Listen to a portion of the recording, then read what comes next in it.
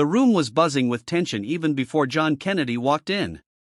The bright studio lights glared down on the stage where a heated political panel was underway.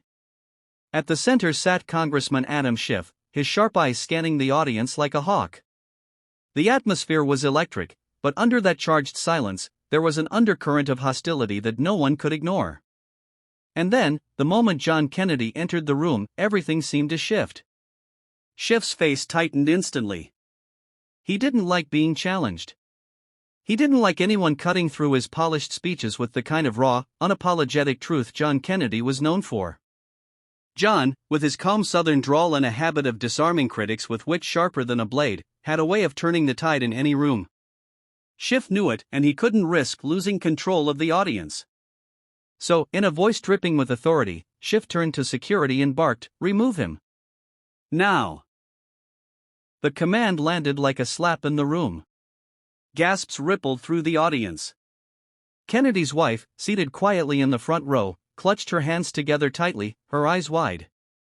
A pair of security guards, tall and imposing, started toward John. But Kennedy didn't flinch. He didn't shout. He didn't even look angry. Instead, he smiled faintly, the kind of smile that suggested he'd been through storms far worse than this. "Gentlemen," he said softly to the guards, raising his hands in a gesture of peace, "you don't need to put your hands on me.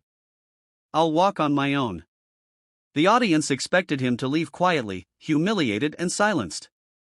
Schiff leaned back in his chair, smug satisfaction washing over his face. But John Kennedy didn't head for the exit. Instead, he walked calmly up to the microphone that had been set at the side for audience questions. He wasn't supposed to touch it. He wasn't even supposed to be there. But once Kennedy's voice filled the room, everyone froze. Even the guards hesitated, unsure whether to drag him away or let him speak. "Now, Congressman Schiff," John began, his voice steady but firm, "I came here tonight not to argue, not to attack, but to remind everyone in this room that truth isn't something you can silence by removing a man from his chair. Truth doesn't vanish because you tell security to take it out the door." The crowd erupted in applause before Schiff could stop it. Schiff's face turned crimson, and he raised his hand to quiet the audience, but they weren't listening to him anymore.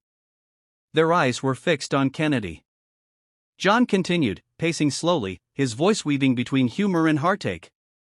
He told a story not about politics, not about power, but about his father working late nights so his family could have a roof overhead. He spoke about the men and women he'd met across America, ordinary people struggling with extraordinary burdens, who never got the luxury of silencing their problems by calling for security. "These people," John said, his voice ca.